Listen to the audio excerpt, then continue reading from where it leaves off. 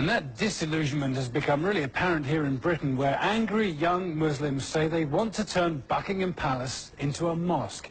CNN's Nick Robertson spoke to their leader, who is determined to see the UK become an Islamic state.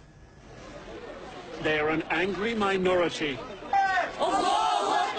Their goal, nothing short of Muslim domination of the United Kingdom, if not the world. This poster is basically showing how we will transform Buckingham Palace into a local mosque for the Muslims. And what happens to the Queen? Well, the Queen, she has a choice. She can either become Muslim or she can leave the country. This man, Amjad Chowdhury, is their leader.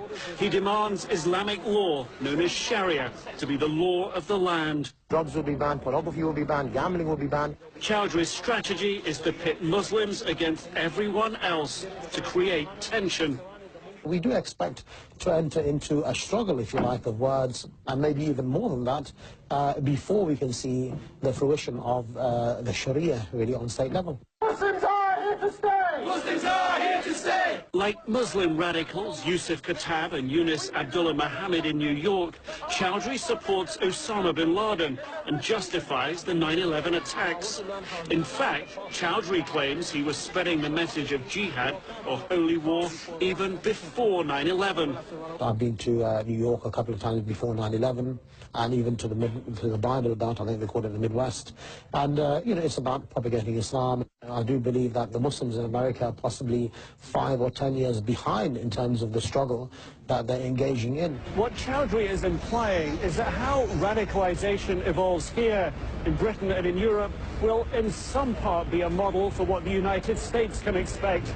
Here, terrorism officials say they're tracking about 30 serious terror plots.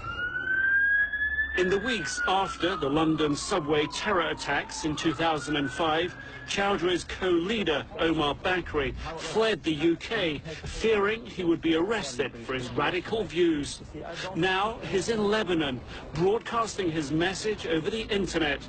He describes the 9/11 attackers as the Magnificent 19.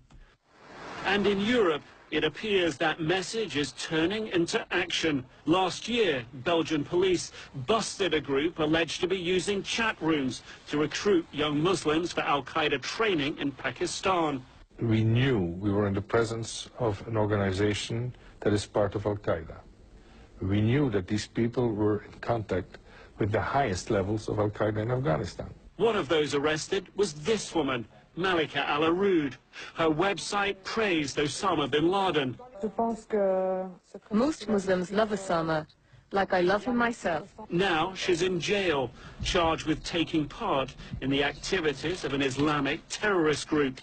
She denies the charge. She is, in fact, one of the leading jihadist person on internet.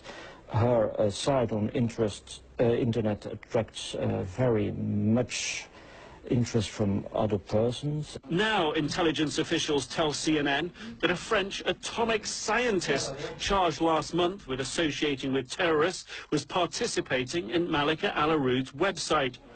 Back in London, Amjad Chowdhury says that's the point.